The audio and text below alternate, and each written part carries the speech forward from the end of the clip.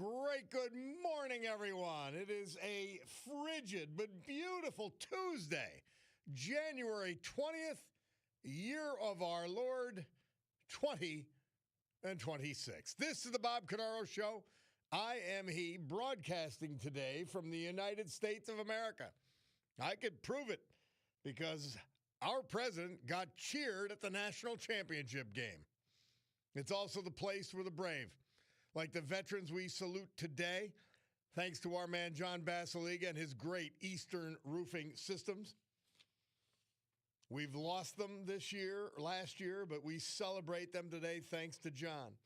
Like Stephen Skinter Walk McAdoo, Albert Acciato, Laughlin, John Richards, Kingston, Robert Kleeman, Dunmore, Bill Pagnotti, Old Forge, and Harold Auten, Danville. The United States of America, founded with a certain knowledge and understanding by our incredible founding fathers that government will not be, cannot be, is not going to be our parent, our guide, our direction, our salvation.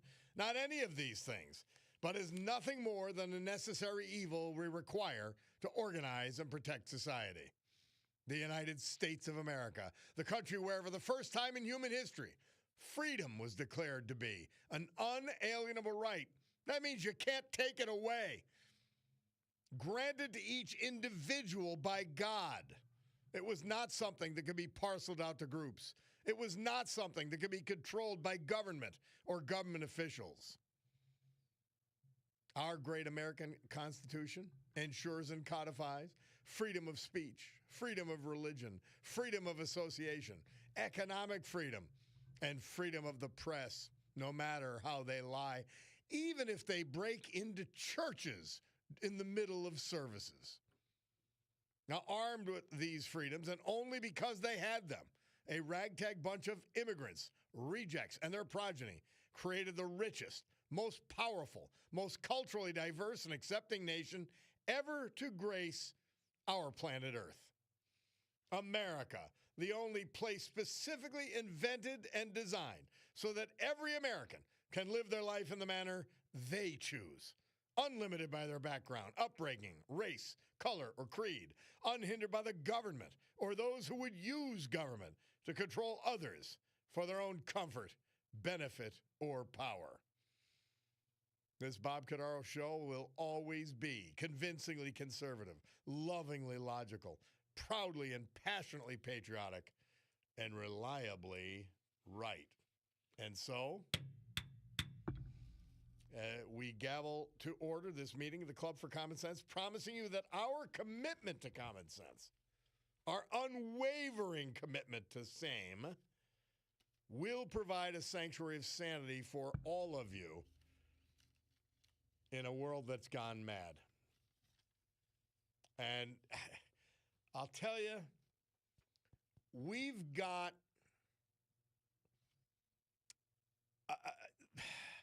the left, the Democrat Party is suffering from such severe mental illness. I don't even know if they can come back. This anti-ICE thing, this don't be exposing billions in fraud, this is who this Democrat Party has become. We're going to play a little clip from an ICE agent who's on a stakeout. And these clowns are beeping their horns to identify that they're there. And he says, "Are you insane? That is a pedophile in there. That's who we're trying to grab. This is who they're trying to defend. This is who the fight is. This is who they're disrupting church services for." I got sent a clip, I think it was Robin, about this scumbag. Now, it might have been Art W. This scumbag harassing National Guard in Washington. And apparently he had served, at least he claimed he had. And he's harassing them and everybody. Big, tall, bearded goof who I think is the same person who went into the church. These are paid protesters. And this scum is saying, don't you have any respect for the Constitution? They're defending the right to crime. This is what the Democrat Party has become. And by the way, please tell me, other than John Fetterman, the Democrat elected official who has come out against this insanity. Please tell me who they are. We will laud them. Jimmy from Harvey's Lake says, ALTS, glad you're here. I got nervous, thought you were called to the principal's office yesterday. No, the national holidays, we don't, if the Bulldog doesn't come to work, I can't come to work. And he had the holiday, so I couldn't come. What'd we do? I'm trying to remember. I don't think we went anywhere Friday night. Saturday, great group, or as Cutie would say, sorry. A great group. We went to a Terra, had a blast. Terra 519. And then yesterday had the grandchildren. Sunday did nothing. Watched games. And I love that. And then yesterday, Martin Luther King Day. And I regret this. We had my parents and my grandchildren and all of them over. My two daughters-in-law have birthdays this week. So Cutie threw them a birthday party. And I meant, there was no moment, you know how it is when you got kids, little kids, and there's dogs, and it's a cacophony. And I wanted to say something about Martin Luther King. Because I'll tell you, I initially had reservations about adding to the national holiday roster. This is back in the 80s. Remember, 1986 MLK Day started. And then just thinking about it, and I said, man, this is a day that African Americans and particularly adherents like I am of Martin Luther King and his philosophy. He deserves to be honored, and it was, and I wanted to make a little statement about that, and I never got around to it, which I'm disappointed. But Martin Luther King Day yesterday, and what did I do yesterday? My friend Chief Bob Garrity, Robert Garrity, South Abington Township, he was the retired police chief up there. I went up to his viewing at St. Benedict's Church up in Newton. And it was so impressive. It was beyond beautiful. And when I was leaving, I got there early because I had the family coming over at 3. And it didn't start till 3, so I went at 2:30. Plus, I knew it would be ultra crowded. There's funerals right now. Anyway, they had as I was leaving, they were setting up the Chinchilla Hose Company hook and ladder. And when I got back on Newton Ransom Boulevard to go home, it had to be 35 cop cars with lights flashing.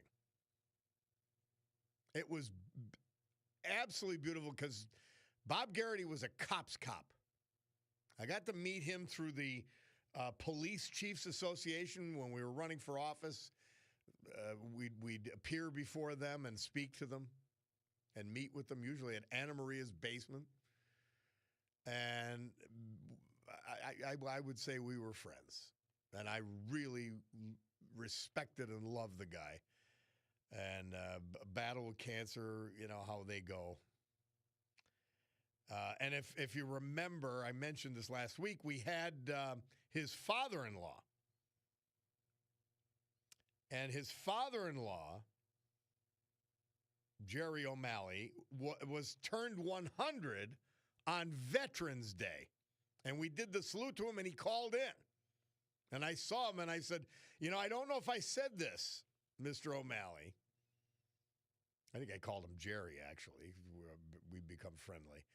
I said, I don't know if I said this at the end of your appearance on my program, Jerry, but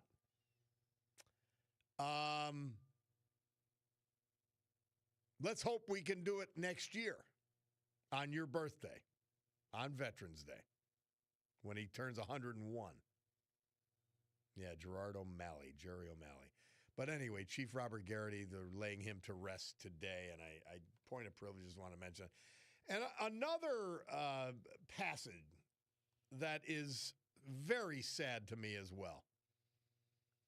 Pete Ribando, the founder of Giant Floor and Wall, and you remember him from his commercials. It just, and I got to know him up at Glenmara when we were members there. Always looked up to the guy with the commercials and all, and it was just really great. He passed away January 12th. Yeah, and he was a Jersey guy, came here, did well. He fell in love with the Wyoming Valley, and in 1965, we're celebrating their big anniversary, 60th. He started Giant Floor.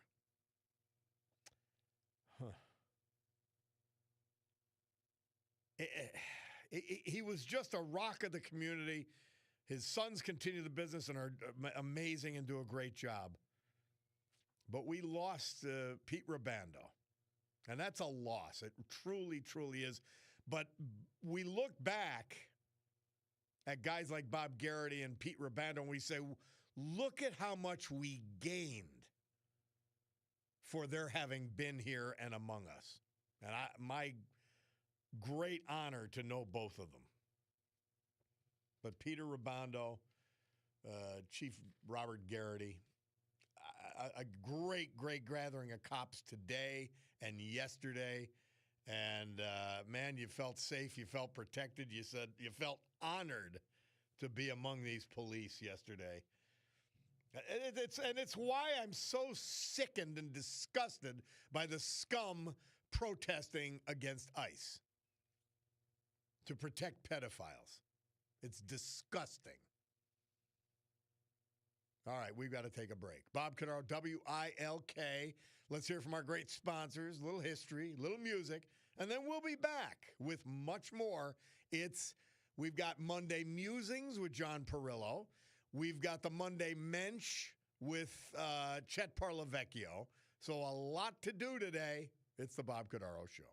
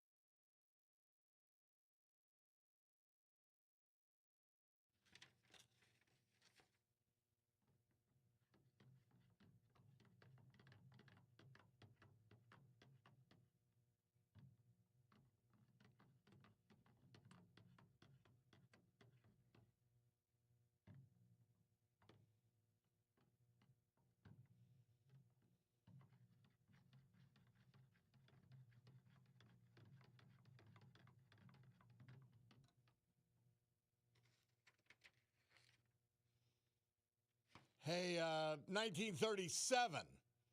That was his second inaugural. President Franklin D. Roosevelt became the first chief executive of the United States to become inaugurated on January 20th instead of March 4th. And by the way, this is the anniversary, the first anniversary of Donald Trump, and that's great stuff. Hey, we watched the game last night, and second half in bed. Even my son Bobby went to bed, but it was a great game. It was really good. I was up for Indiana, even though my old buddy Glenn Gress would have been Miami, and he would have had me rooting for Miami. But good stuff. It was fun. I love Signetti, the coach, not just because he's Italian, just get a kick out of him. His reactions and, almost emotionless Vulcan-esque visage on the sidelines. Just love it. And then, that great Mendoza family, the Heisman Trophy winner, and he praised God and made an amazing play, about a 15-yard run to score a touchdown. And he got hit a lot and stayed in the game. And I mean in all ways, stayed in the game. But it was a good game, and I'm happy for Indiana. They showed, I think I told you about this, our man Sid Hallinan pointed out, the Weekend Warrior. Hey, they got a lot of NIL money for their players from Cuban, and I guess from that reprobate, John Cougar. But everything, I mentioned at the top of the show, they went to during the national anthem, they showed Trump on the big screen, and people spontaneously cheered. And I thought that was great, too. Good stuff. But I'm happy for Indiana. They came out of nowhere. I don't know how much money it took to assemble that team or not. But either way, it worked. By the way, my friend Paul tells me his dad, Al Lockett, was a big fan of Chief Garrett. He probably made him chief. Certainly worked, Bob Garrett worked as South Abington cop while Al Lockett was in office. And, but it's sad passings. Sad passings with Garrity and Rabando. Sad passings. But, good stuff. A good weekend. This frigid weather, just look out for people who maybe, might be at some risk. They may not be able to afford heat, or they might not have heat, or whatever, because it's going to be a frigid week. And I'm guessing they're starting to say it's going to get worse on the weekend, potential monster snowfalls and all that. So we'll see. All right, we have to hear from our great sponsors, because we've got a Veterans Tribute backing that up. And then the weather. So we'll update you at least on the weekday weather. And much more. It's the Bob Cordaro Show.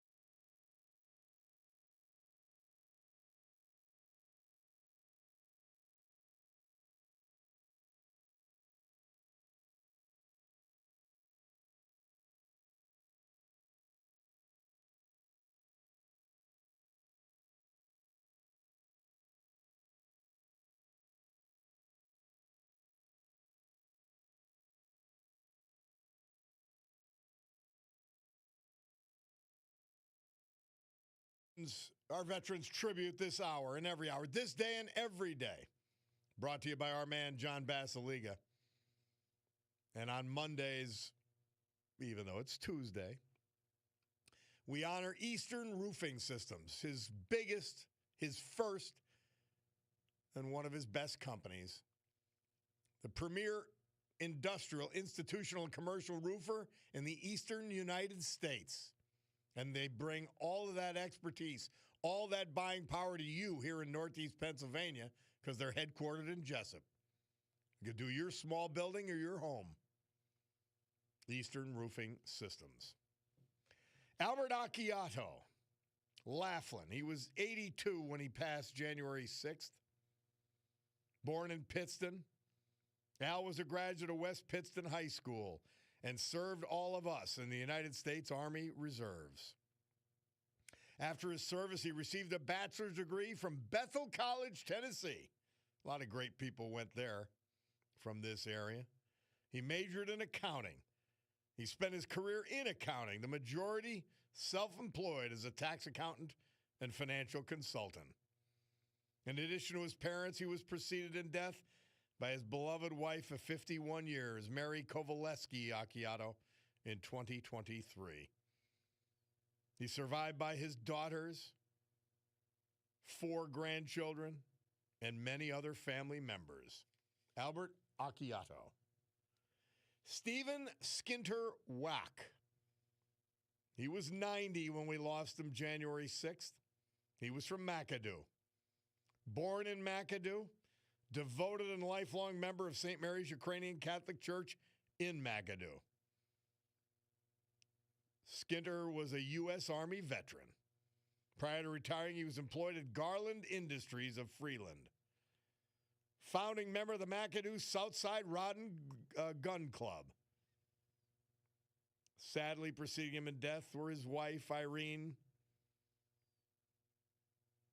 Surviving, though, a son, daughters, 8 grandchildren, and 6 great-grandchildren, as well as some siblings.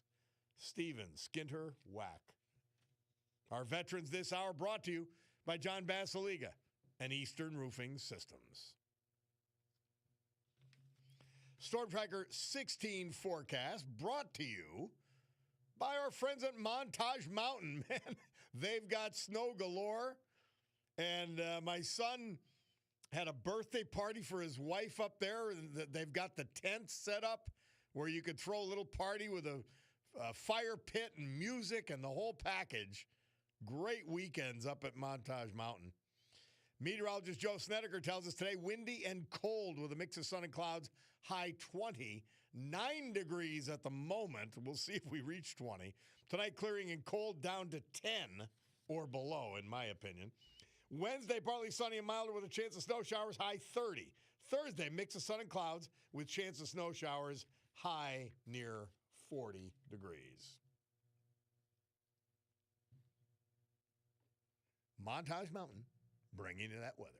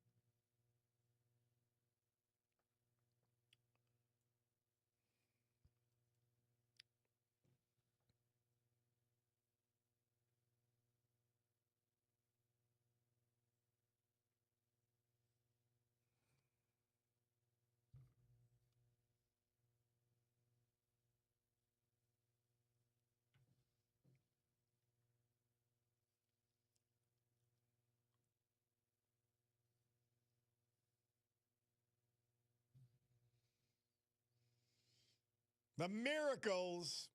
Murph tells us this date, 1965, they recorded their hit Tracks of My Tears. And in 1958, that was our first song. I missed it. Danny and the Juniors. They had the #1 R&B hit with At the Hop. Good old music. Bob Cordaro back with you on WILK. So you heard the ICE agent. These people are insane. Now, somebody texted in, Bob, you're not giving both sides of the story. All right, I want to hear the other side. You state that the Dems do not support ICE and don't want pedophiles or criminals brought to justice. Well, that's the effect of it. You just heard the ICE agent. The listener, however, says wrong. What I and many others are upset about is the taking of innocence. Who? See, you've got the narrative. You've got the lie as the basis of your discussion. You're wrong. There are no illegal immigrants who are innocent. I don't even understand what you're saying. You're not making any sense. The listener continues. The scare tactics, which make us afraid to walk down the streets. Are you really afraid to walk down the street? Or is that just a bullspit? Here's the narrative, the bullspit narrative. I want you to really think about what you're saying instead of just repeating bullspit. Who's making you afraid to walk down the streets? Are you actually afraid to walk down the street? Please tell me you are. And tell me why. The listener continues. You also say it's because we don't like Donald Trump. True, I don't like Donald Trump. However, I would respect him.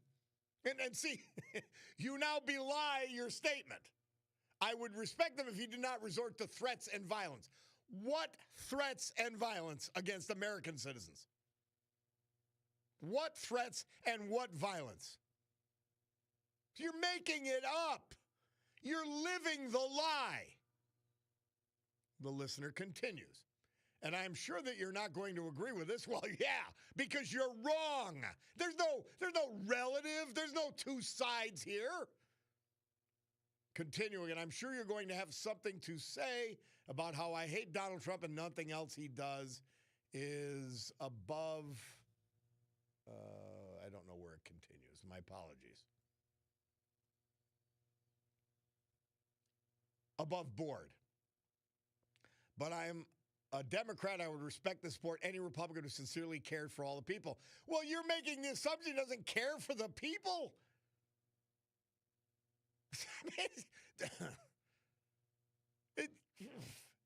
You're reading his mind. You know how to read Donald Trump's mind.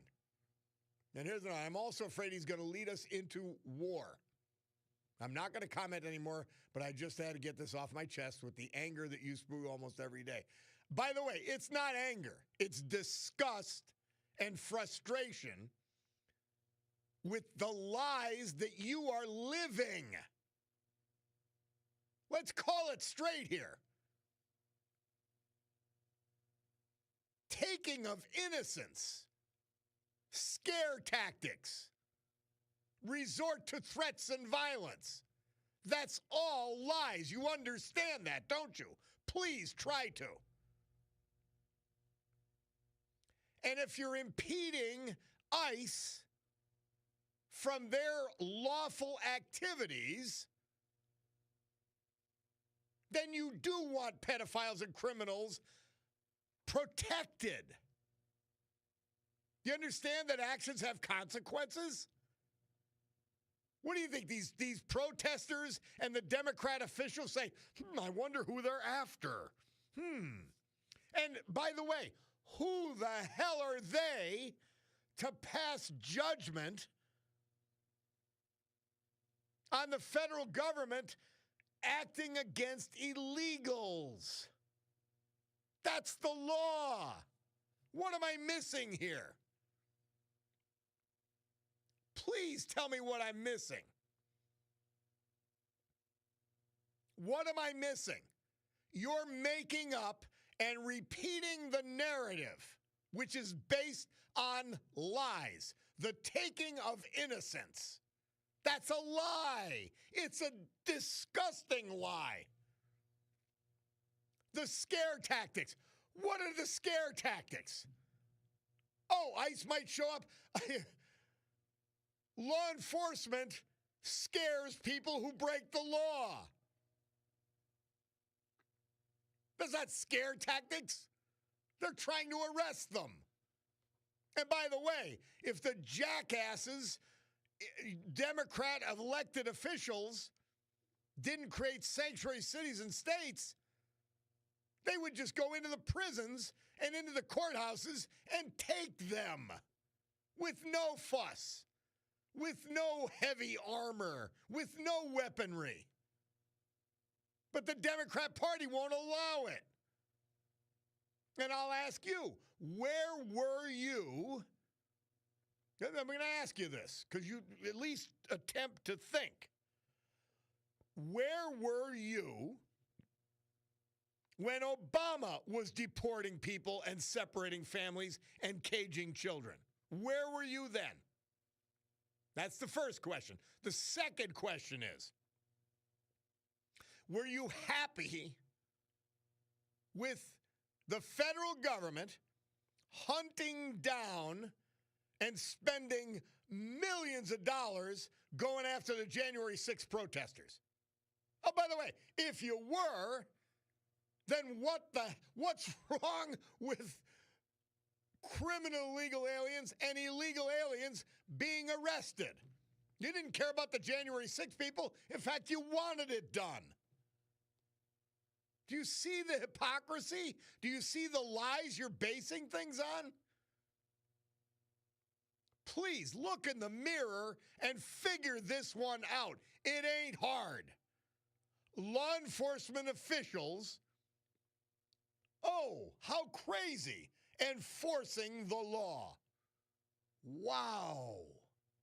That's amazing. Boy, Trump is a dirty dog. He's a fascist. Law enforcement agents are enforcing the law. And by the way, did you notice these extreme ICE protests in Minnesota before the multi-billion-dollar fraud was discovered? Oh, no, you didn't, because it wasn't happening. Interesting. We'll be back.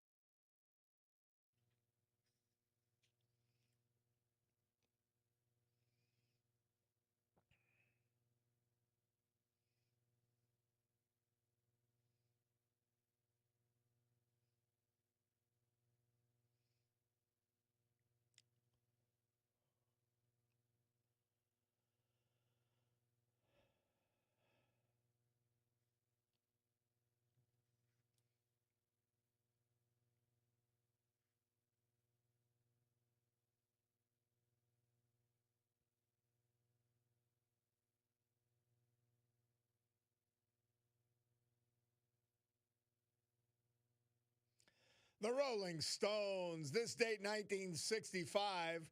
Murph tells us they appeared on the TV show Shindig, performing their hit Satisfaction. Bob Cordaro back with you on WILK. And to that great listener who I vehemently disagree with and who is afraid to walk down the street, apparently, and thinks that they're grabbing innocence, you got to listen to the show more often. We had the reporter from the Washington Examiner, and here's the actual facts. 70% of those detained are criminals, either in their home country or here. And I want you to remember, the Democrat elected officials that you support will not allow, this is by definition, criminals. They won't allow ICE to go into prisons and jails to grab these people. So they're forced to do it on the street. What you're saying doesn't make any sense. 60 Minutes, that disgraceful show, used to be great. They used a spokesman, this is from Bill O'Reilly, a spokesman from Human Rights Watch, a far-left group funded by people like George Soros. But that wasn't mentioned in the report. The rights guy said that only 3% of the deported migrants were criminals. It was a lie. They're just making things up, and you're falling for it. Shame on you. You seem too smart to fall for this nonsense. And now they're going into churches, breaking up services, accosting worshipers. You're backing sick, mentally ill people, and you better get with it. My gosh. For your own self-respect, get with it. It's unbelievable. Somebody takes in the ironically named Democrat Party, continuing to show that they can't or don't win an election. They will riot and cause unrest until they're back in power. Exactly. Your Democrat Party that you love, apparently, beyond truth, you love it more than truth.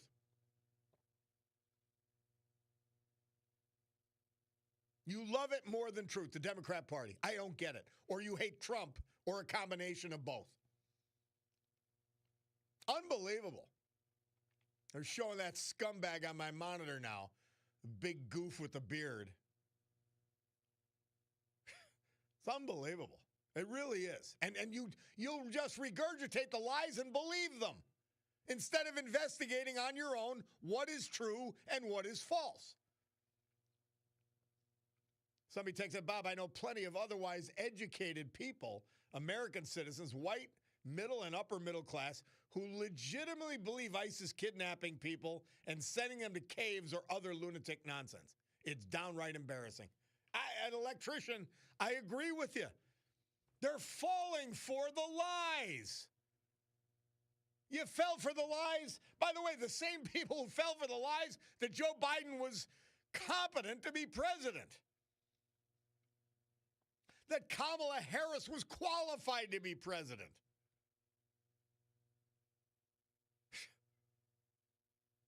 It's unbelievable. Somebody says, where is it? Because they must have been listening to the morning show. I've got to find this because it was well written and funny. Oh, darn it. And by the way, I am giving both sides of the story. Your side is wrong. Period. There's no guess on that. Law enforcement enforcing the law. Please tell me where I'm wrong on that. Somebody saw, here it is. Bob, have you had your testosterone levels checked? You seem very emotional. Could be a sign of low T. Very good. You were listening to Jason and Nancy on the morning show. That's good. Another, you sound like an irate child, just like Trump. You're perfect for each other. Where's that Epstein list again? See, here's the stupidity of the left, of the Trump haters. When the disclosures show Bill Clinton and other Democrats in the midst of the viper's nest that was Jeffrey Epstein's world, you ignore it. You're still on the Trump thing. You ignore fact, truth, and reality to hold your position. And I don't understand why. I don't get it. Man, you sound so stupid. Somebody, dear God, is there ever a time I could tune into the show and you're not yelling and screaming and bullying? Bullying who? I'm talking to a vast audience through their devices or radios. How am I bullying anyone? You see, you just use the bullspit language of the left. Who am I bullying? Is there somebody in the studio that I'm yelling at? That I'm intimidating and bullying? You just use the nonsense of the left. Gosh, that's frightening. That is so frightening that these people are consumed and owned by lies. Unbelievable. All right. What is believable is that my Picardo Jewelers watch tells me it's 10:02 and change, which means we're past time for the news. We'll do that. We'll come back, and we'll have Monday Musings on a Tuesday with John Perillo talking about Iran. We'll be back.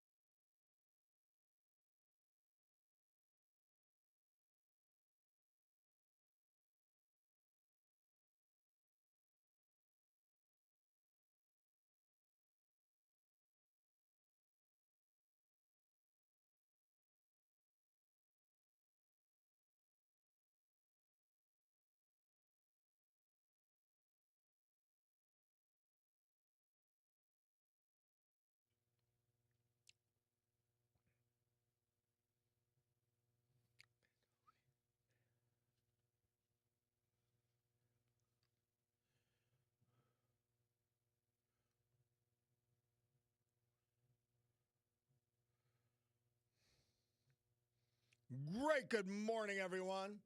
My Cordaro Jewelers Watch tells me it's 10:11 a.m. here in the great Northeast. This frigid but beautiful Tuesday, January 20, 2026. This is the Bob Cordaro Show. I am he, and it's a big day to fight for America, defend our values, and with the help of our friend John Basiliga and his Great Eastern Roofing Systems, headquartered in Jessup, to honor the brave who have made us and kept us free. People like veterans we've lost this year and last, but celebrate today thanks to John, like Stephen Skinner Wack of McAdoo, Albert Acciato of Laughlin, John Richards of Kingston, Robert Kleeman of Dunmore, Bill Pagnotti of Old Forge, and Harold Auten of Danville. So with history, our great founding fathers, and the incomparable Constitution of the United States of America as our guides, let us continue today's battle, gaveling back to order this meeting of the Club for Common Sense, promising you our commitment to common sense is unwavering, it's solid as a rock, and therefore we can provide for you a sanctuary of sanity for the balance of this morning. Special mention, two greats that we lost. Peter Rabando, founder of Giant Floor and Wall and a pillar of the Wyoming Valley community. And then former South Abington Township Police Chief Robert Garrity being buried today. Sue the Cat texted in, using the word innocence, as your listener did, is more applicable to the 64 million abortions since Roe. Yeah, that's an innocent. That's an innocent. Oh, but nobody cares about that. Somebody says, you're telling us the administration didn't deport or arrest any citizens by mistake. No, I'm not telling you anything of the kind. American citizens, though. By the way, if you've seen a report on that, please pass it along. I have not, of any American citizens deported. I haven't seen it. Find it for me, and I'll say, hey, oops, we made a mistake. But see, you didn't care when somewhere between 15 and 20 million people were let into the country illegally because the Democrat Party did it. You didn't care. 11,000 documented murderers among that gang. You didn't care. Why? I don't get it. I really don't get it. As one of our great listeners points out, there's thousands of ICE enforcement actions happening in many states, but the only problems are where the leadership refuses to assist in the process. Yep.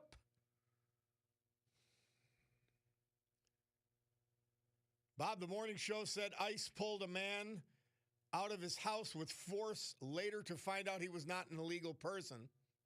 Okay.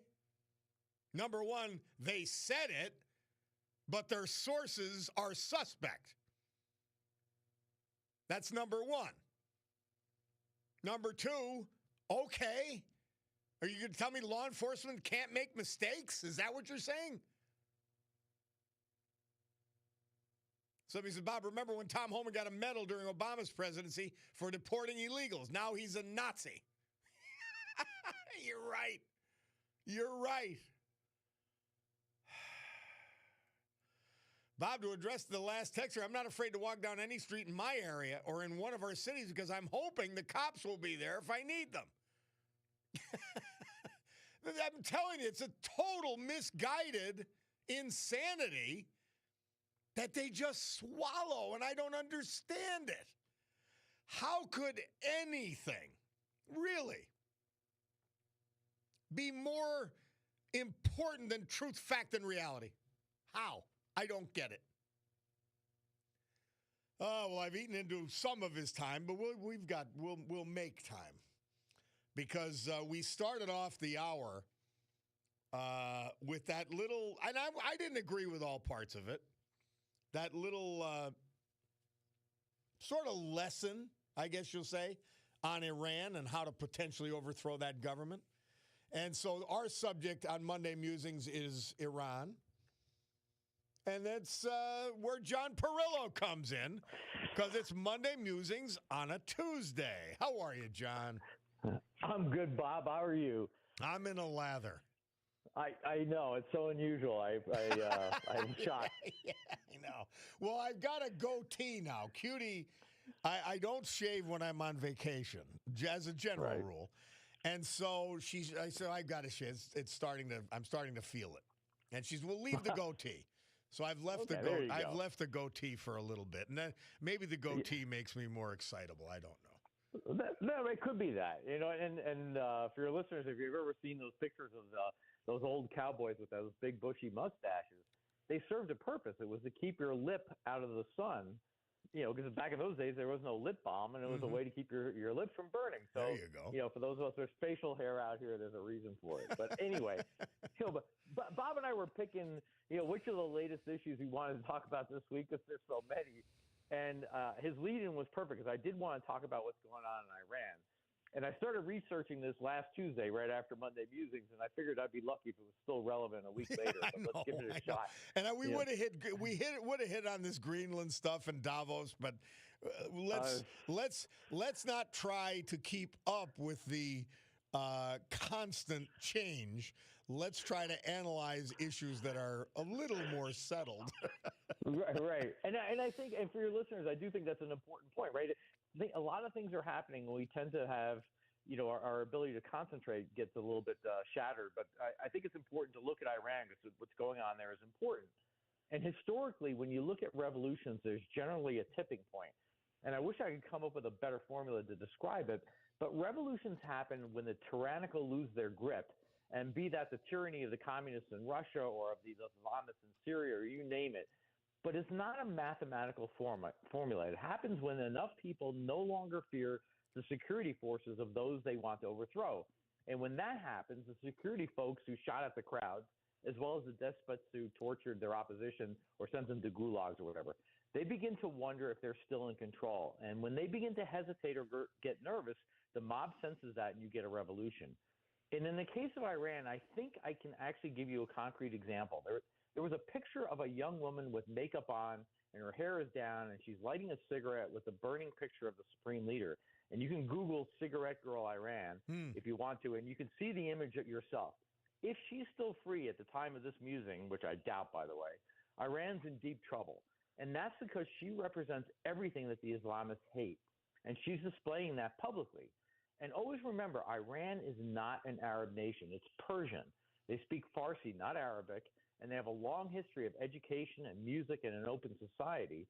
And it took the Islamists coming into power after the overthrow of the Shah in the 78-79 revolution to change all that. And that overthrow is what's referred to as the Iranian Revolution.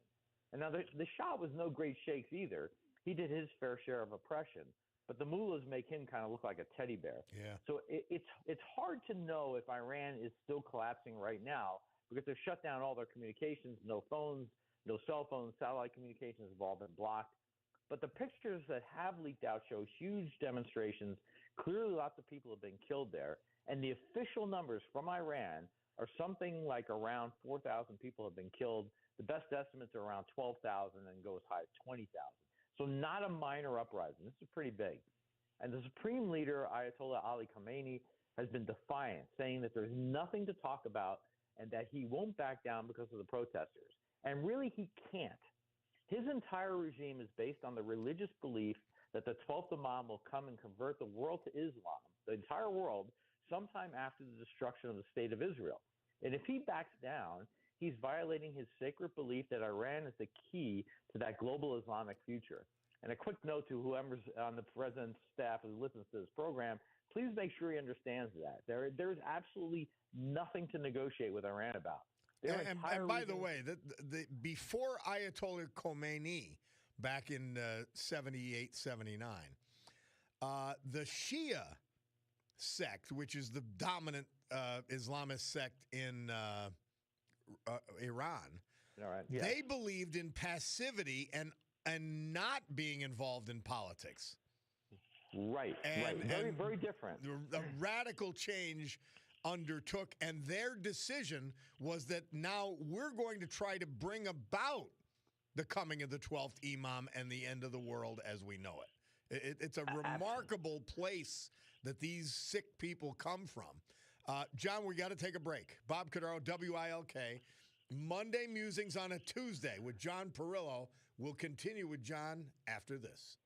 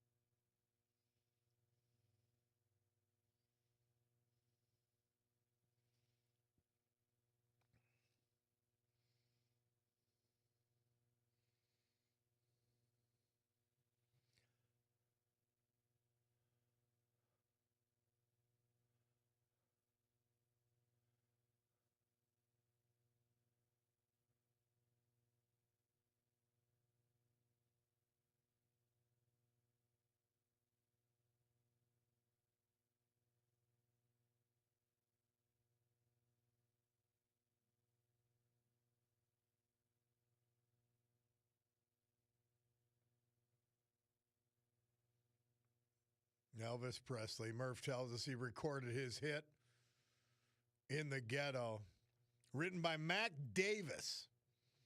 Recorded at American Sound Studios, Memphis, Tennessee. This date, 1969. I love that song. Bob Cordaro back with you on WILK. Quickly, Mother Teresa, St. Teresa for January 20.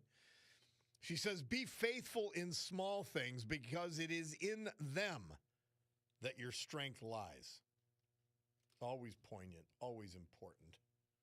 St. Teresa, Mother Teresa for today. Thank you, Mary Regina. Let's return to our man, John Perillo, Monday Musings.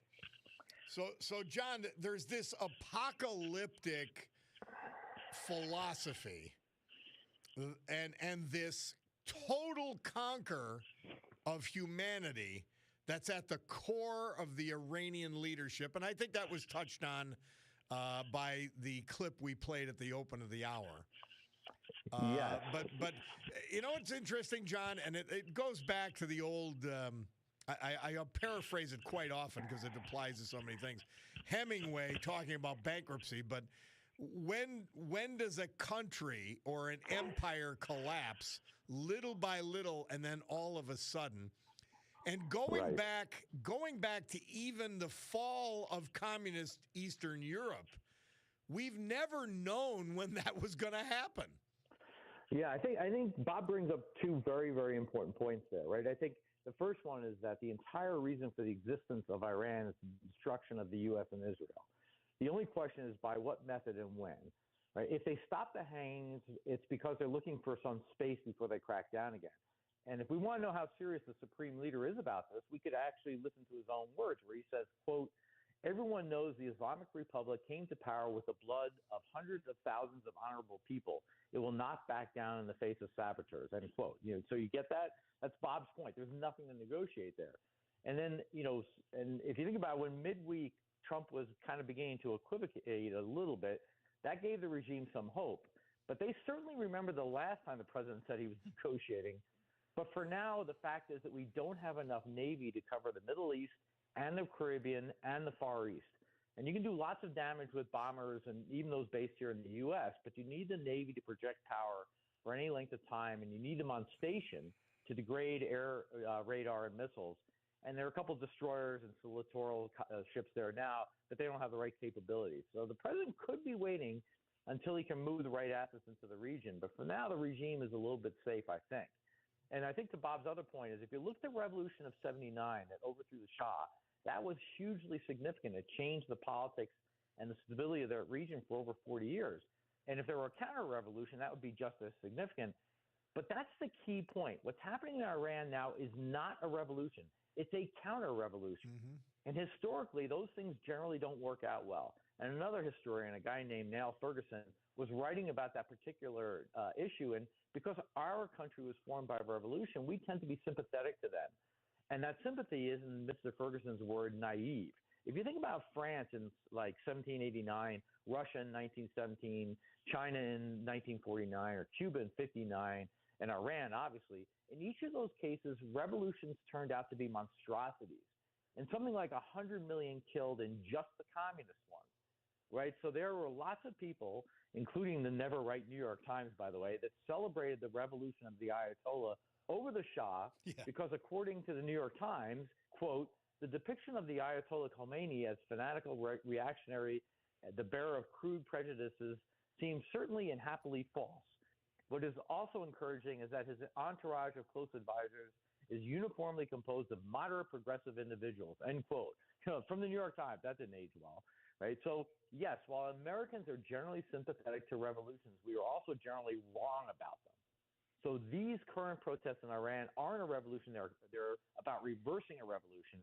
And the problem for the supreme leader is that Iran is both urban and literate. Something like 70% want to split between Islam and the government. Food inflation is at 70%. Think about that for a second. Corruption is rampant. And just like those other revolutions I listed, Cuba, China, Russia, right? The well-connected in Iran live really, really well, and the rest of the people are starving and have no water. So if you were a Muslim in Iran and someone inclined to support a kind of austere, genuine religious revolution, this wouldn't be it. Bob's lead-in was precisely correct on that, by the way. The problem for us is that counter-revolutions very rarely succeed.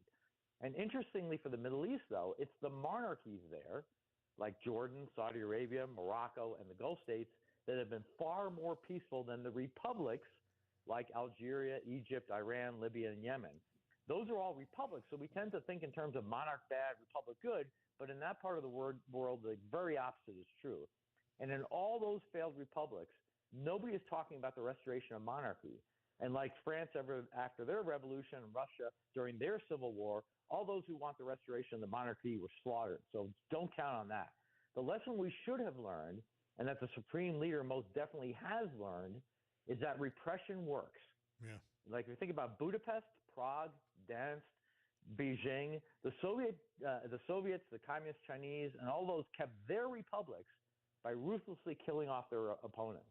Right? And the reason that the Soviet Union collapsed, which is what Bob was alluding to, is because Gorbachev stopped using repression. But I can guarantee you that the current guy in the Kremlin won't make that mistake. Cuba, yep, even the nuns there get beaten for speaking out. And if the Chinese Communist Party doesn't like what you're doing, they'll weld your apartment door shut with you inside. So this historian Ferguson asked 4 questions to determine if a counter-revolution will be successful. The first is there a leadership crisis or vacuum as the original leaders of the revolution die off? Does the old regime have credible candidates to restore? Can foreign powers provide assistance without discrediting the domestic opposition? And can the forces of repression be divided or somehow outgunned? And I'd argue that none of those are true in Iran. Okay. And I'm sorry, but I don't give this counter-revolution much of a chance. The only way that counter-revolution will succeed is with outside assistance. So while it's very possible that our president is waiting for our very stretched Navy to move assets into that region, if that's not the plan, if the Navy isn't on the way to help them, I'm sorry, but that counter-revolution has almost no chance of succeeding. Bob's lead-in point talked about, the grunt work that needs to be done. It's around communications. It's around making sure that the people who are in charge realize that their assets are going away, right? We're going to make sure that they can't bank, that they can't travel. I think what we like to see is something simple and obvious. And I think that the answer is much more subtle than that. It's going to be around some really specific foreign affairs work that's going to need to be done by very smart people, and I hope they're out there working on it now. Fascinating stuff. Well, John, thank you very much. Another of the stories we will continue to follow. Let's see if we could do Greenland next week, unless events disrupt us. Yes, absolutely. We'll keep an eye on those things too. And you and your listeners, I hope you have a great week. It's a big world out there, and I know there's a lot going on, and I appreciate, Bob, you giving me your audience for a little bit to talk about it. Always our pleasure. John Perillo, Monday Musings on a Tuesday. We love it. We'll be back with our Veterans Tribute after these great messages.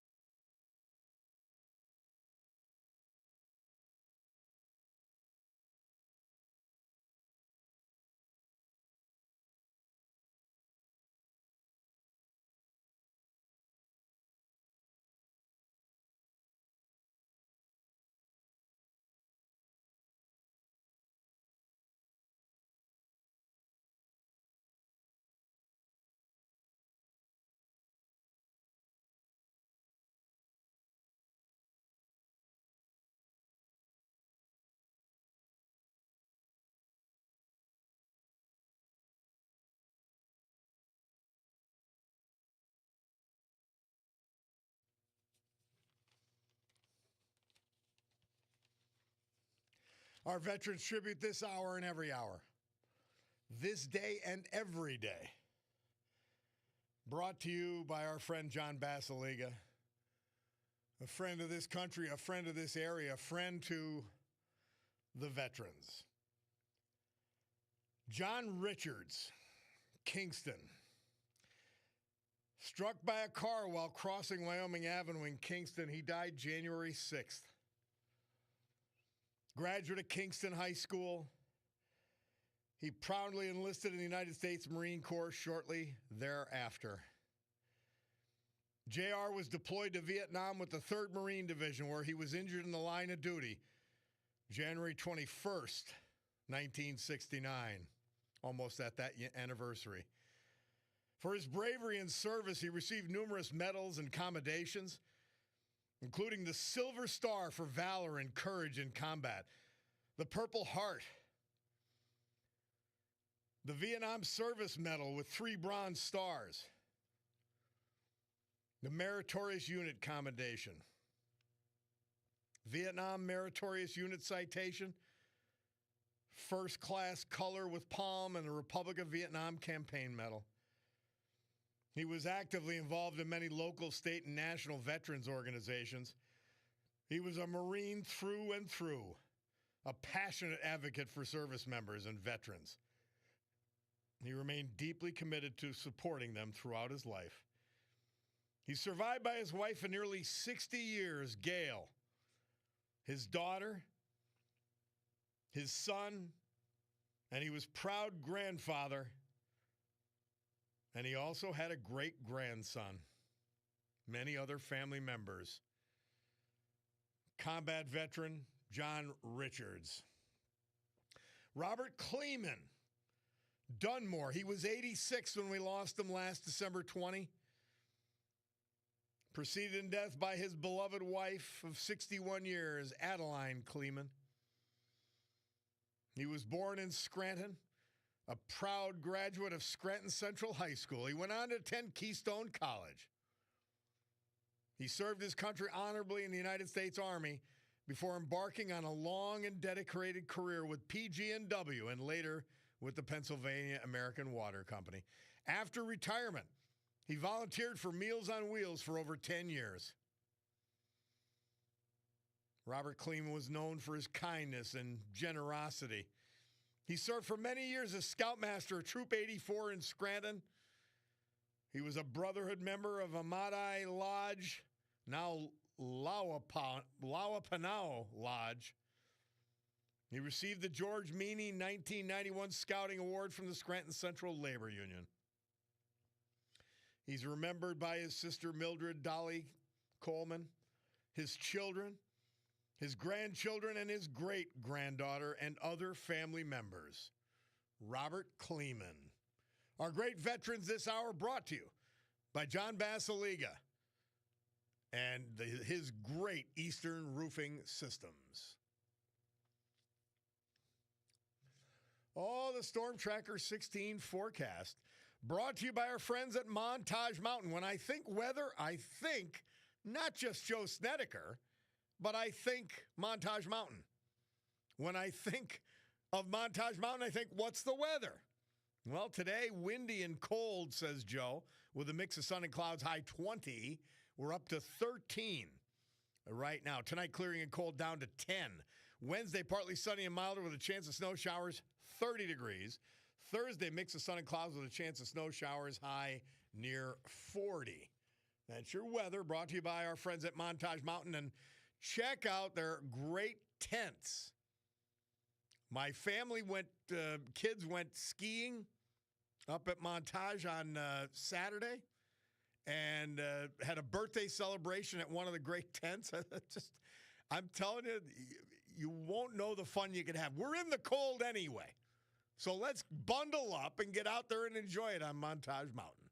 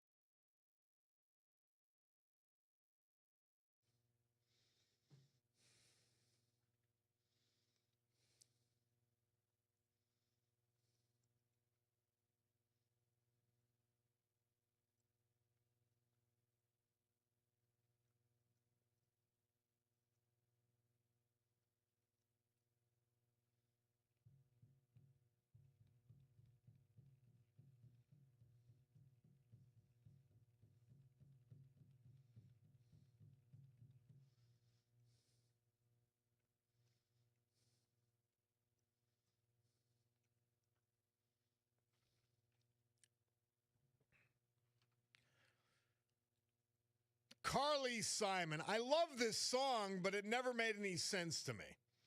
Murph says it was the number one Billboard and Adults charts hit on January 20th, 1973. Now, she's saying the guy's so vain.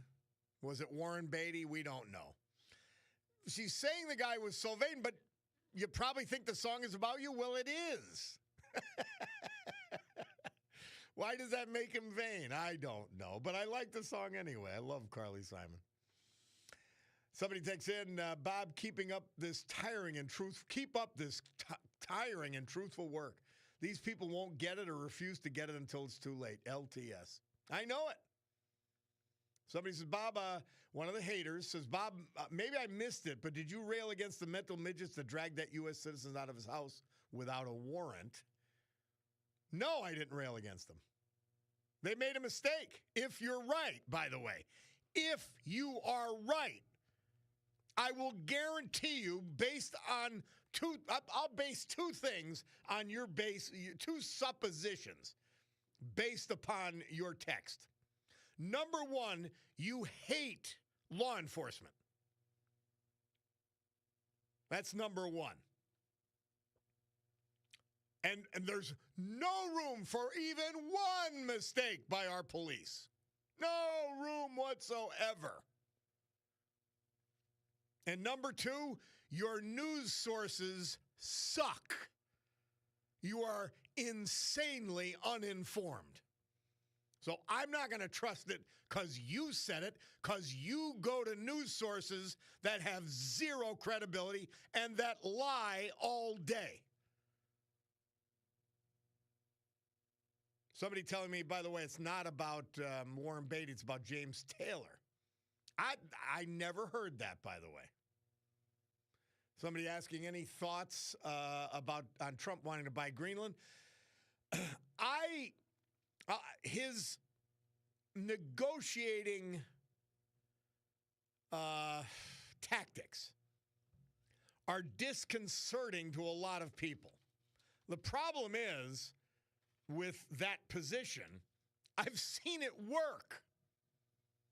So now he's going high stakes against Europe because he believes, and I agree with him, that the United States has to control Greenland because of its strategic importance in terms of its location and its strategic importance because of its natural resources, both critical to the United States and to thwart Russia and China and their efforts at international control.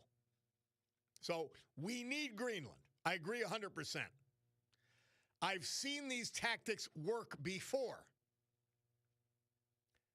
When Trump says he's going to take it over militarily, and by the way, the Danish can't protect it from Russia, China, or anyone. That's a fact. They can barely afford the $500 or $600 million a year it costs to support the island. Let's go back. Trump's using this as a negotiating ploy, and he's saying we're going to take it over militarily if we have to. Well, let us see. The proof will be in the pudding as to what we get regarding Greenland. Again, the assumption and the logical position is we need Greenland. Okay? So there you go. We'll take a break. Bob Cordaro, WILK. Let's hear from our great sponsors and the Bloomberg Money Minute in the middle. And then we'll be back. It's the Bob Cordaro Show.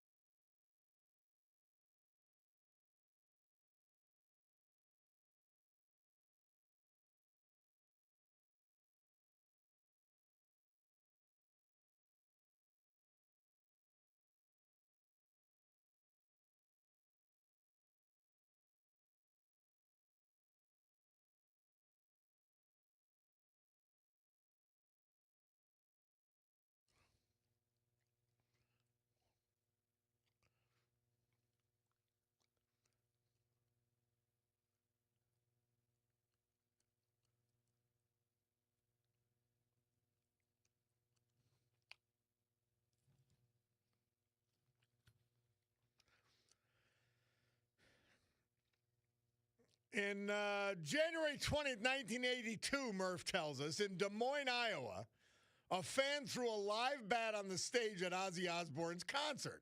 Thinking it was a fake rubber bat, Osbourne bit the head off it. I didn't know this whole story. After the concert, Ozzy was rushed to the hospital to receive a series of rabies shots. Murph picked Crazy Train, which is perfect because, see, this is what Ronald Reagan used effectively. The Iranian mullahs released our hostages on the moment he was sworn in. I remember Ronald Reagan, it was a meme at the time, nothing electronic. A meme at the time. It showed the Ayatollah reading a scroll, and he said, it said, question: what is black, charred, and lifeless? Answer: Iran. 20 minutes after Ronald Reagan is sworn in. Yeah, they did release it. Look at Trump uses, and I'm not, if you listen to the show, and I mean listen, not hear it, you'll know that I'm no apologist for Donald Trump and that some things he does and some of his tactics make me uncomfortable. And I don't know if I want to say mildly, but I'm certainly uncomfortable with his current tactics on Greenland. I think Vance and Rubio could negotiate this.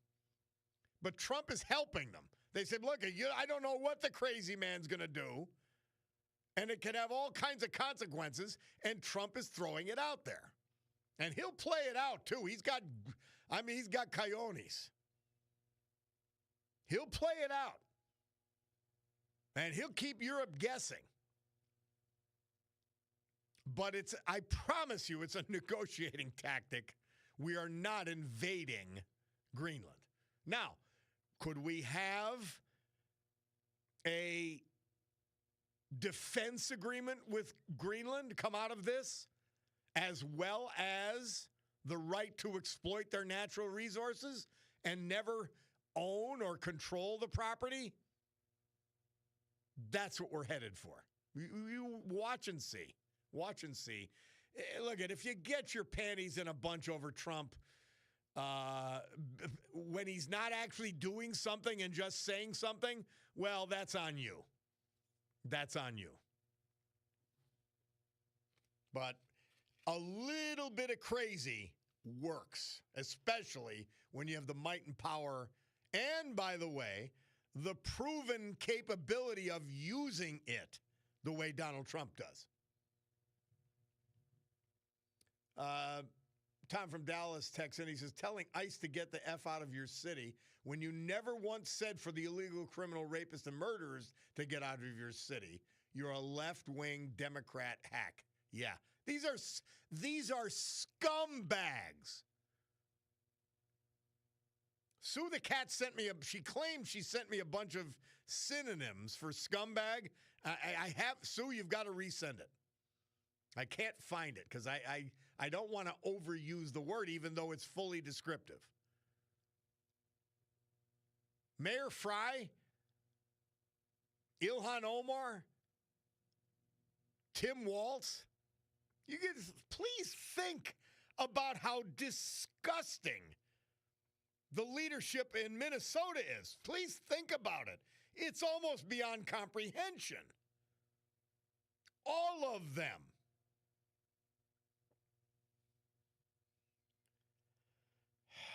My man John texting in, territories that the U.S. has purchased, okay, just like Greenland, which, by the way, is in the map that was sent.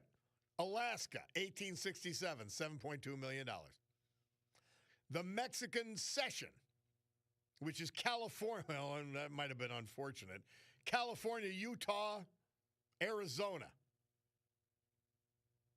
$15 million. Louisiana Purchase actually made the country. 1803, $15 million. Florida, 1819, 5 million. That worked out well. The Virgin Islands, 1917, 25 million. He's going to get something done on Greenland. I promise you. Continuing, and this is something John sent me from Barclay Mullins. It says, people mocking the idea of the U.S. buying Greenland don't know history. Andrew Johnson explored buying Greenland and Iceland in 1867. World War II, FDR. U.S. took over Greenland's defense while Denmark was occupied. 1946, Truman offered $100 million in gold to buy it. Eisenhower, Kennedy, nonstop negotiations for bases, radar, and missiles. And this was before it became even more geopolitically important. Post-Cold War, Clinton, Bush, and Obama expanded Arctic security and missile defense. 2019, first term, Trump said publicly what presidents discussed privately for 150 years. The U.S. didn't suddenly want Greenland. It's been defending it, negotiating for it, and embedding there since the 1800s. Why? Because Greenland, more today than ever, equals Arctic power, shipping lanes, missiles, minerals. Trump didn't invent it. As usual, he said the quiet part out loud. Thank you, John, and thank you, Barclay Mullins, for that. Please, stop making it up. Stop making it up to make your arguments. Why? I don't get it. Why do you do that? Hatred of Trump, love of the Democrat Party? I don't get it. I really don't. Please re-wed yourself to truth, fact, and reality. My Picardo Jewelers watch tell me I'm way over time. Let's do that. 11:03 and change is going to be 11:04 momentarily. We'll do the news. We'll come back. And guess what? We got the Monday Mensch on a Tuesday. Our man, Chet Parlavecchio. We'll be back.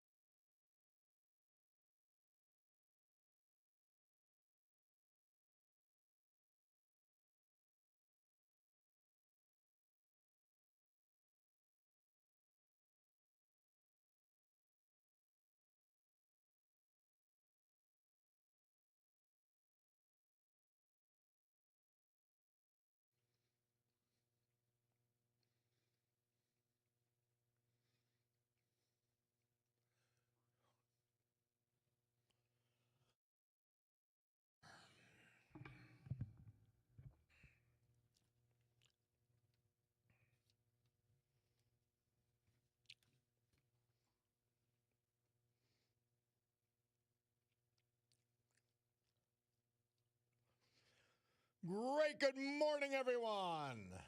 My Cordaro Jewelers watch tells me it's 11:11 and change here in the great Northeast. This frigid but beautiful Tuesday, January 20, 2026. This is the Bob Cordaro Show.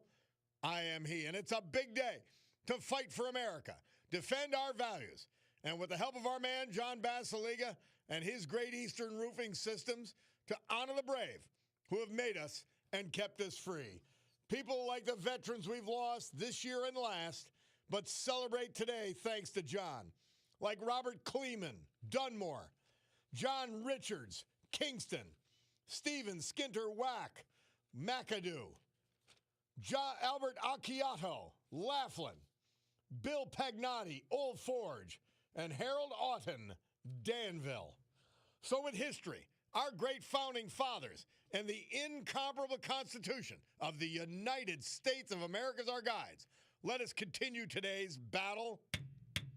Gaveling back to order this meeting of the Club for Common Sense, promising that because of our commitment to that rare quality, we will provide a sanctuary of sanity to you throughout the balance of this hour. All right, lots to get to on Greenland and continuing conversation there. Lots more to get to on these sick, twisted Democrats in Minnesota, these sick, twisted protesters against law enforcement. But we're going to take a lighter side, but something that's, it was a blast and really, it was a big thing. It was a fun my weekend because of football. Well, on Mondays, we turn to the Monday Mensch. We were off for Martin Luther King Day, so it's Tuesday with the Monday Mensch. He is a Dancing with the Stars extraordinaire. This is his song he danced to. A member of the New Jersey Football Hall of Fame. The entire state, by the way, is coach and player. Penn State star, Green Bay Packers star, NFL coach, our man, Chet Parlavecchio. How are you, my friend? So, hey, Bobby, listen, it's funny. All the weeks we've been doing this, I've never said anything. But, I thought I could help you on the side of the thing that you do. And I don't get political, but I got a good suggestion. Just tell Denmark and Norway they could have California. And we'll take, yeah, we can trade it. Well, let's just trade it. Now, I'll take even a swap. That'd be the best thing in the world. But anyway, let's and then we won't have to care if they actually could defend it.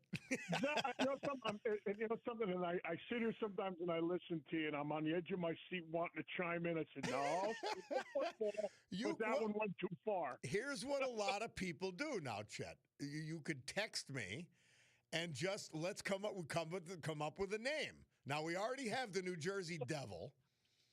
So we got a lot of listeners from Jersey. So you got to come up with a nickname, and then you got a pseudonym. All right, you got it. Give me some. I'll get ready for next season on that. I love it. All right, well, Chet, man, buddy, we had a great football weekend. Really enjoyable. Very interesting perspective on everything. Again, when you look at it, let's start with the college side of it. Obviously, you had all the kudos and congratulations in the world to Coach Cignetti in Indiana. What an incredible story. What a great story. What a storybook ending. 16-0, which is a nightmare. It's impossible to do. They managed to do it. Had a great tournament and just a good hard. They're a blue collar football team. They're right. They don't have a lot of the 5-star recruits, but what they are is they're intelligent. They're well coached. And what happens is a funny thing, Bobby. I always said this. My career as a high school coach, I took over a lot of bad programs. You know my career. And I took a lot of pride. And when I left them, we were winners. And that's a culture change. And, they bandy the word about culture and all that. Well, that was a program that for 1,000 years did nothing. This man comes in off the street and reestablishes a culture. Now, yes, does the transfer portal help? Yeah, it allows you to do things a lot quicker. But the bottom line is you have to instill a sense of belief in those kids. And there's nothing like winning. Like losing is contagious, so is winning. Mm-hmm. All of a the kid gets a taste of it, and the rest is history. And Chet, back in our day, Indiana was a basketball school that happened to have a football program. Absolutely. I mean, no one went to games. Here's a funny one. I was recruited by Lee Corso at Indiana. People forget Lee Corso was the head coach at Indiana. Yeah. Came to my house, the whole 9 yards. And in my mind, I'm sitting there saying, I ain't going to Indiana. You got that in your mind. You know what I mean? But that's how far back it goes when Lee Corso was their head coach. Yeah. So it was, like I said, it's been a program pretty much in the abyss for a long time. And to see this climb out of that is an incredible thing to say. Mendoza did an incredible job. And here's the part that, and let me tell you something too. Kudos to Miami. Let me tell you something. That was a grind they had to go through. They had 4 tough football games. And to even maintain your depth chart at that point, to keep kids healthy on the field is really, really all the credit in the world to Miami. Defensively, their defense kept them in it the entire tournament. Those 2 defensive ends are first-round draft picks. It was a gritty performance last night. They kept coming back. Yep, they kept coming. When you looked at total yardage, it was just about dead even. What was different was the time of possession. Whatchamacallit had the ball. It seemed as though it was a very misleading game in a sense. It seemed as though Indiana was dominating the game. Well, all they dominated was time of possession and the number of plays. They ran about 25 more plays than Miami. But total yardage was just about the same. They did it quicker. They grinded it out. But again, all the little sidelights that happened, Mendoza's performance, Carson Beck's performance, a 50-start guy, a guy that's been in football, it seems like forever. But two, and you know what's funny? We played a quote earlier where he was asked, what did he go to class on a particular? He goes, I graduated 2 years ago. He graduated 3 years. He reminds me of Major Ogilvy from Alabama. He was there forever, Major Ogilvy. Major Ogilvy was going into his 12th year when we played Alabama in the Sugar Bowl. But anyway, one of the funny things, sort of a weird thing, when you get to that level and you play in a game like that for a national championship, one of the key things, and this is where the NFL, when we talk about them this week, it's almost funny. Those 2 young kids, Beck and Mendoza, up until the last play, played clean football game. No turnovers. Both teams, not one. They played the way in a championship game 2 football teams are supposed to play. You have to play clean. And both of them did it, unlike what we could say for the NFL, which was a turnover fest the entire playoff. But that was what I found funny. The young kids played the game the way it should be played. You know what I mean? Chester, before we take a break, the best team is the national champion, right? No doubt. And I said this to you from a long time ago. Remember my very words to you, Bobby? You want to make a bet that the winner of this thing is in those 4 buys, is one of those 4? And this was number 1 in the beginning and number 1 at the end. Amen. They got it right. Amen. Chet Parlavecchio, our guest. He's the Monday Mensch on a Tuesday. We're going to take a break. We're going to come back. We're going to get to the NFL after this.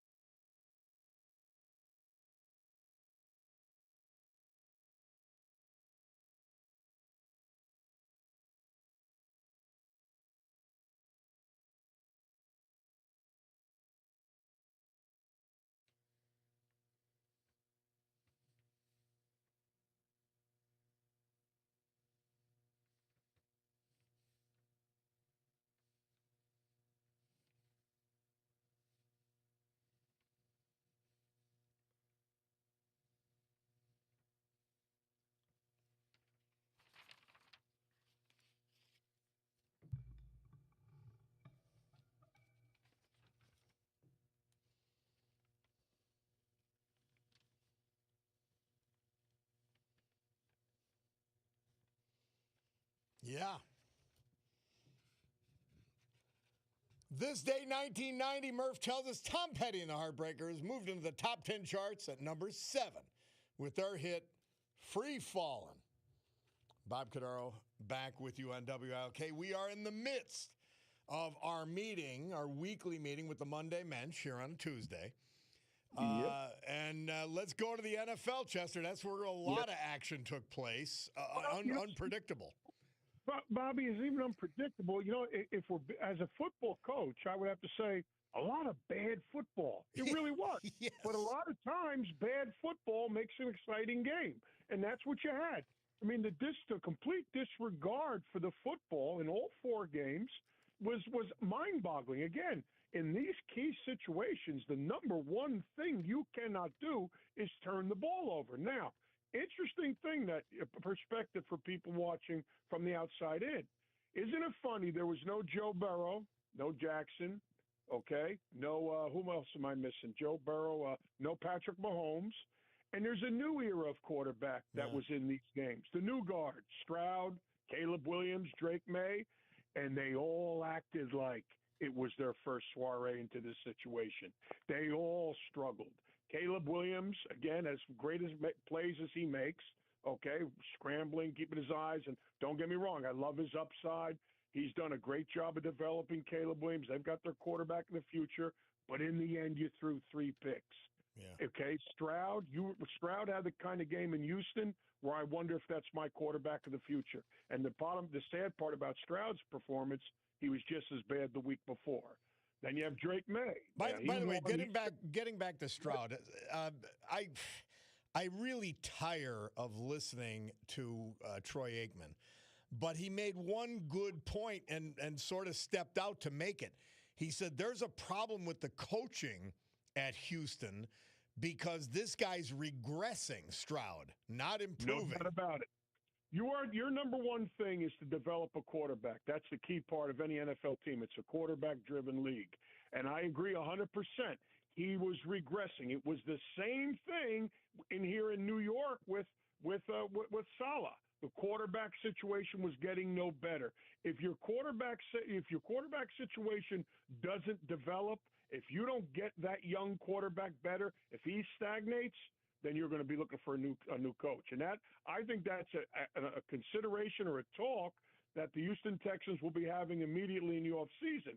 We have to decide how much we could develop him, or is this really him? Now, the only thing I always tell young players, Bobby, like Robert Griffin, if you remember with Washington, he comes out of nowhere and they figured him out, and then it was over his career basically. Well, here's the thing with a young quarterback. Here's the thing he has to learn, and this is the part that's hard to coach.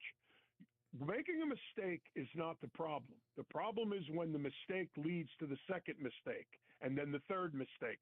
That means it's in your head. Yeah. And when me watching Stroud against New England, it was in his head. Balls were all over the place. He was a beaten man at that point. And they couldn't establish the run. They couldn't run the football, which they need to do. And once it became one-dimensional with the ball in his hand, at that point, he was burnt out. Now, Drake May, in fairness to him, Drake May didn't start the game much better. But what Drake May did, and here's a funny part about the game of football, you talking about coming full circle. In the end, what did New England do to close that game out?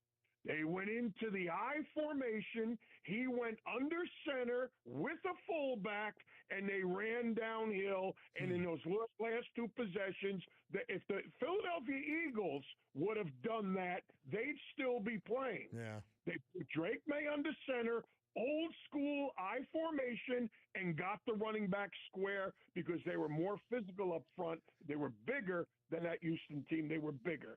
So they started to push them. They closed the game out with first down. So in both cases, young quarterbacks feeling their way through the playoff system. Again, both have a long way to go. Go to San Francisco and Seattle. Again, the thing that saved that Darnold, he didn't have to be efficient. They turned the ball over again. You got 3 turnovers again, gave them short fields. The rest is unimportant. You can't turn the ball over. So, again, San Francisco jumped all over them. Seattle, special teams, again, opening a game, giving up a kickoff return. they lost every phase of that football game. And don't you think San Francisco's amazing and sad injury story finally caught up with them? Absolutely. Fred Warner played, does it make a difference? I don't know. He's a Hall of Famer. He's a great player. But they had, and in fairness, you make a great point, Bobby. They had run out the tide. That was it, man. They were exhausted. The Kittle thing was the last thing they could absorb. I knew it going into that. I said, this is going to get ugly. It's just only so many injuries you can have. You can only give the ball to McCaffrey so many times. And again, it caught up to them on both sides of the football. The Rams, again, that was Rams with Chicago. Here's an interesting thing. We talked about Caleb Williams, 3 interceptions, okay? We talked about, again, they ran the ball well, Chicago on the Rams. Again, let's be honest. Like the first thing my son called me and said, and we yell at 16-year-olds, Dad, how do you allow someone to get behind you like that in the last seconds of a football game? It's unconscionable. I'm sitting here staring at the screen going, and I yell at 15-year-olds. Can you imagine? Can you imagine? And this guy's getting how many million a year to just – it was unbelievable. So, again, but here's a little contrast. Here's a guy, Stafford, okay, had no turnovers. He was sacked 4 or 5 times. But understand the difference in a veteran and these young gun quarterbacks coming on the scene. The veteran said, let me take the sack and live to play another down. I'm not going to make the big mistake. And that's the difference between a veteran quarterback that's been in all these wars at the highest level and understands the game. Let me take the sack. Hey, Mendoza did it yesterday. He took 4 sacks. He never, not one time, did he throw the ball into danger because he felt the pressure. That's being a smart quarterback. Those are the things you love about Mendoza. Well, Stafford did the same thing. He was the veteran. He waited it out, waited for his moment, and found a way to get them in the field goal range, and they win a big one there. And the last one, the only anomaly that happened over the weekend that you couldn't predict coming, and it cost McDermott his job. Buffalo turning the ball over 5 times. And you know what was unbelievable about that, Bobby? Josh Allen was the last guy you figured, and up until then, he had been clean in every playoff game he ever played. I felt terrible for him, but he made some bad mistakes. He took the blame, which I appreciated, by the way. I was at a Terra 519 watching the game. Great. Yeah, well, he took the blame, but his coach has got his packing and he's got the U-Haul outside. And he'll have a job. There's no tears for him. But here's the funny part about it. Here's how amazing he really is. You turn the ball over 5 times in a football game, okay? Turn it over. You're supposed to lose 35-7. You should be losing 45-14.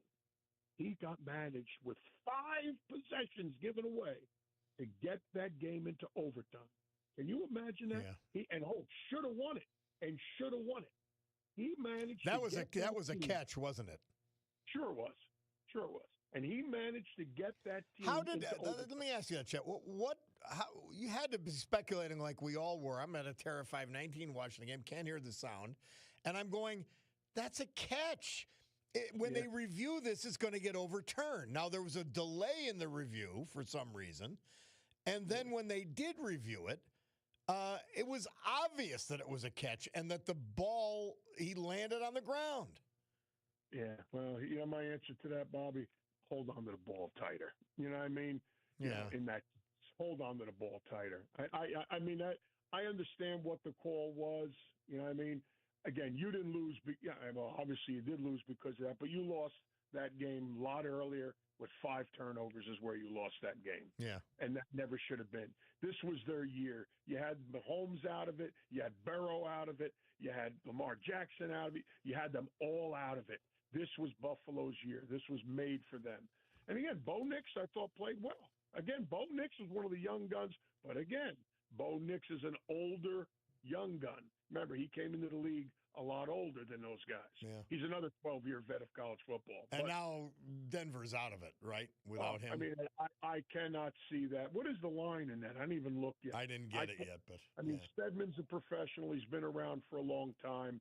I can't see it. Maybe You know, Bobby, I always had this thing about a big injury, and if you look at sports and all sports, college, basketball, football, whatever, I always said this: a team after a major injury in their next game is very dangerous.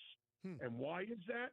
Because the emotions run high. Come on, guys, we're going to rally. Come on, guys, we got to get together. Show them we're not about one guy. We got to do it. And normally the game right after that injury, team plays above their level, above their means. But then what happens after that is the reality that that guy is gone hammers in all of a sudden. You can't hold that emotion for a long period of time. But look, in any case where a big injury happens to a team, look at the very next game. The team usually rallies emotionally.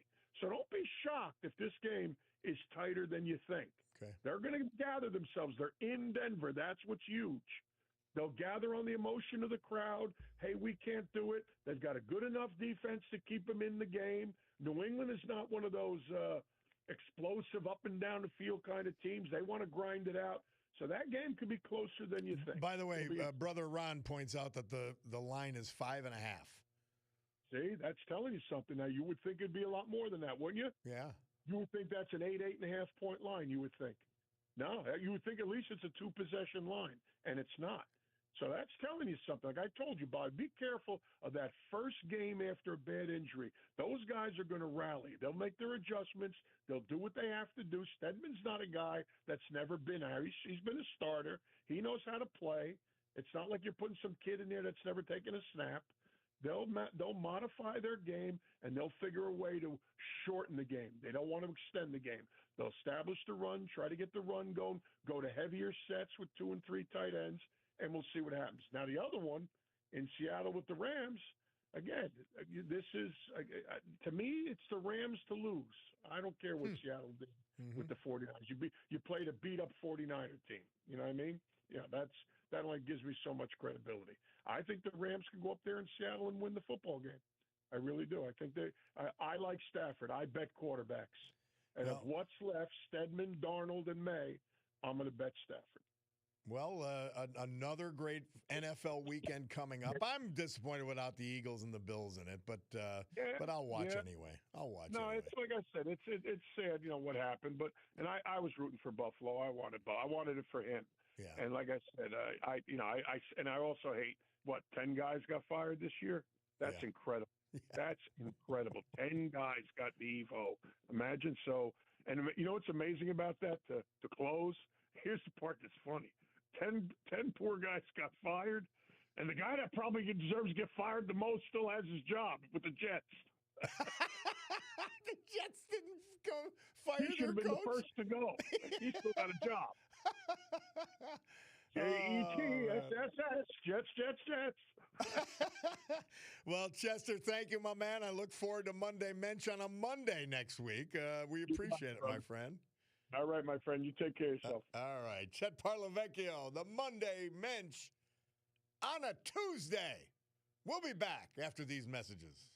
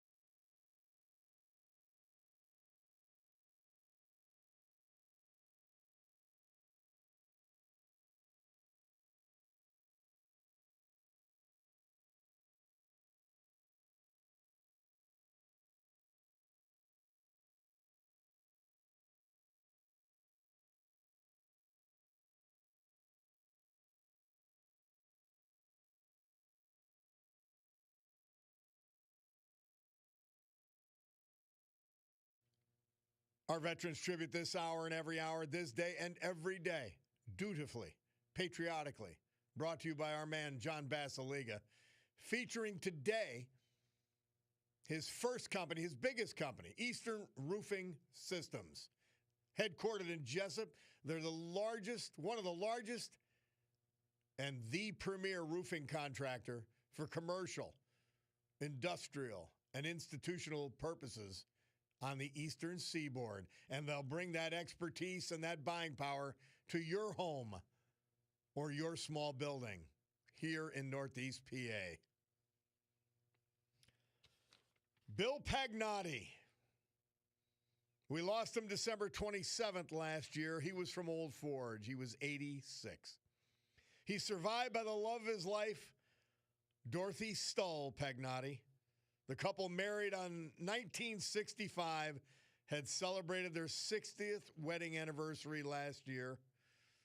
Born in Old Forge, graduate Old Forge High School's class of 1957. He served us in the U.S. Army National Guard for 6 years prior to his honorable discharge. Prior to retirement, Bill worked for 22 years in the maintenance department of the Old Forge School District. Alongside his wife, Dorothy, Bill was an active member of the Music United Methodist Church, where he was happy to volunteer in any way. His specialty, he made the best cookies for the church's annual Welsh cookie sale. How about that? Bill will be remembered as meticulous in everything he did. He kept his cars and his home pristine. Former member of the Music Hose Company, along with Dorothy, his wife. He's survived by his brother-in-law and dear friend, Will Stull of Music, nieces, nephews, and other family. The last of the four Pagnotti siblings, preceded in death by twin brother Robert and two infant siblings who passed long ago. William Bill Pagnotti. Harold Otten, 90. He was a Danville graduate and a self-employed contractor from Danville. We lost him Saturday, January 3rd, this year. He died at his home.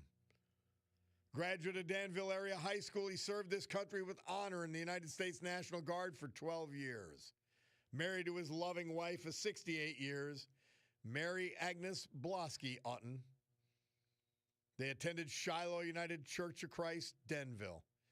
Proud self-employed contractor, owning and operating Montour A&D Homes, where he demonstrated not only his skill and dedication to his craft, but a deep commitment to quality and integrity.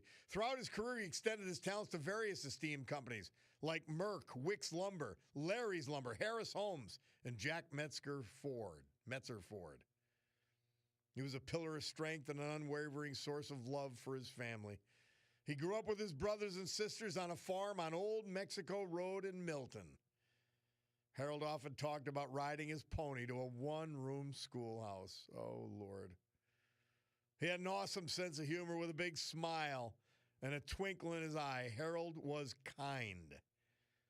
Survived by one devoted daughter, two grandsons, four great-grandchildren, and many other family members.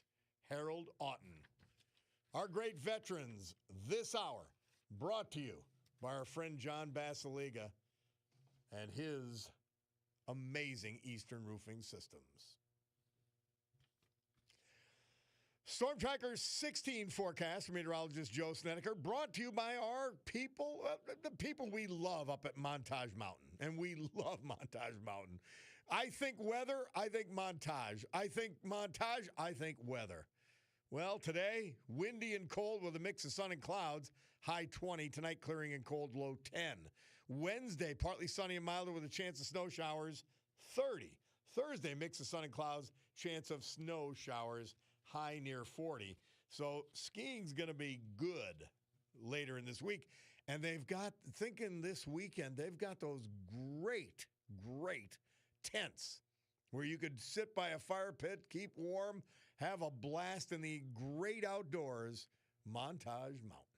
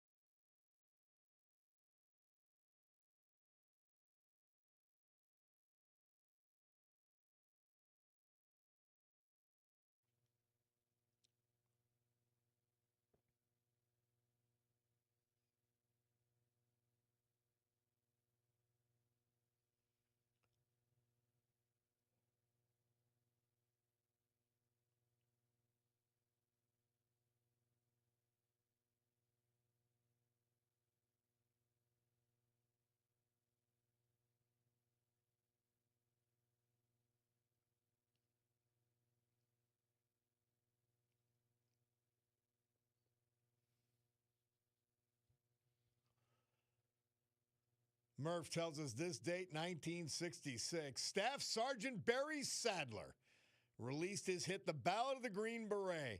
The song was originally released, Murph says, only to the military on a small label. But when it became an underground hit, RCA Records picked it up and released it nationally. And thank God they did. We love it.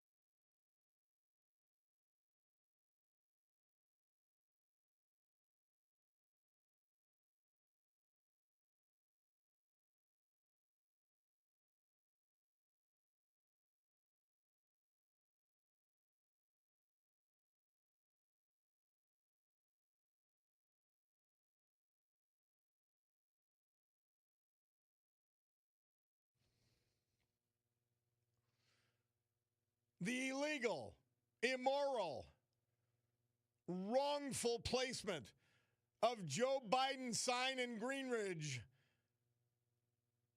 as though he was a military veteran. Day 36. The Greenridge Neighborhood Association, we welcome you to disgrace your neighborhood by associating with Joe Biden. Do not discredit our veterans. The Joe Biden fiasco, day 36.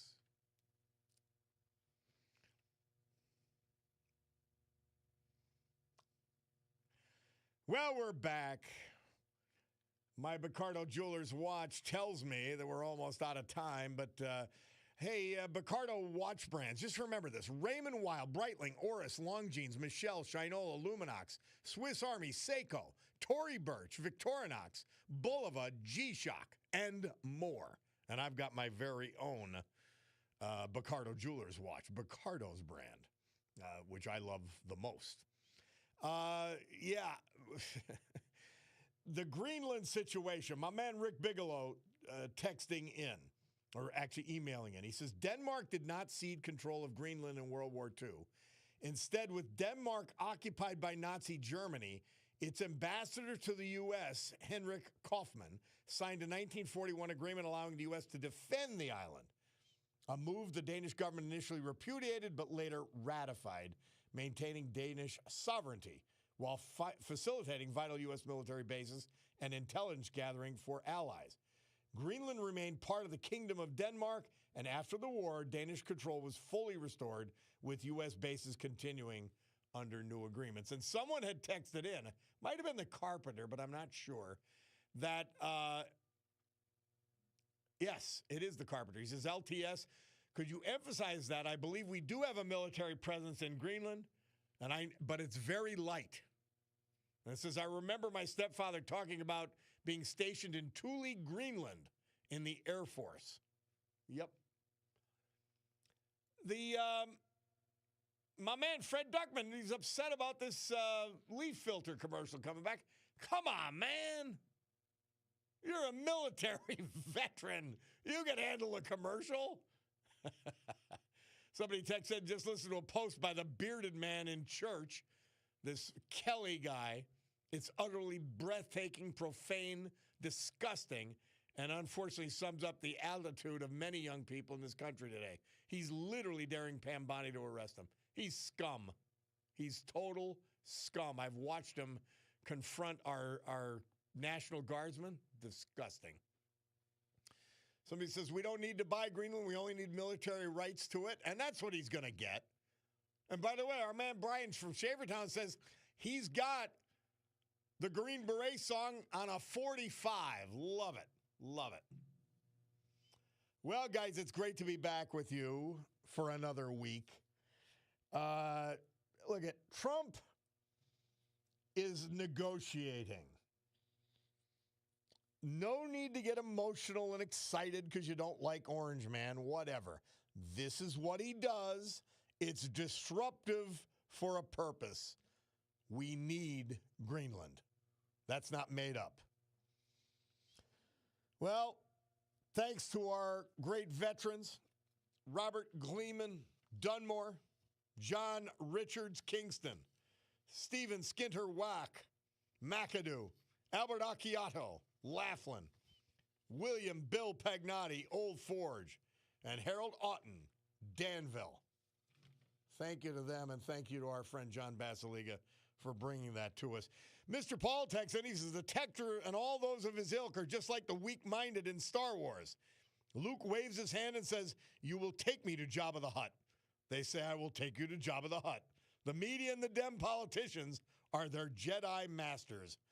Again, why? I don't know. Wake up. Wake up. Well, as we head towards the top of the hour, again, great being with you. God willing, I'll be back with you tomorrow. Special final mention, Chief Robert Garrity, my friend. South Abington Township Police, they had a great police presence yesterday and just as good today. at his services. Great stuff.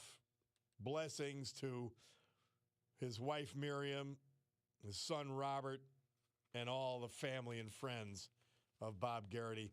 And Peter Rabando, the founder of Giant Floor and Wall and a pillar of the Wyoming Valley community. We lost him January 12th. He will be missed.